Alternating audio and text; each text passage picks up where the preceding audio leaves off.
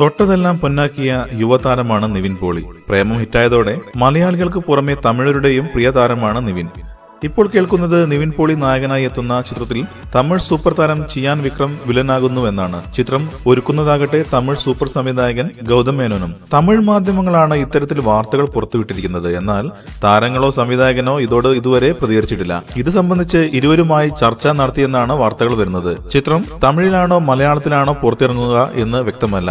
വിക്രം സംവിധാനം ചെയ്ത spirit of Chennai എന്ന ആൽബത്തിൽ നിവിൻ പോളി അഭിനയിച്ചിരുന്നു. മലയാളത്തിൽ 2016 പുറത്തിറങ്ങിയ ആക്ഷൻ ഹീറോ ബിജുവും ജേക്കബിന്റെ സ്വർഗരാജ്യവും ഹിറ്റ് ചാർട്ടിൽ ഇടം നേടിയിരുന്നു. നിവിന്റെ നേരം തമിഴിലും റിലീസ് ചെയ്തിരുന്നു. ഇതിനു പുറമെ അവർകൾ എന്ന തമിഴ് ചിത്രത്തിലും നിവിൻ പ്രധാന വേഷത്തിൽ എത്തുന്നുണ്ട്.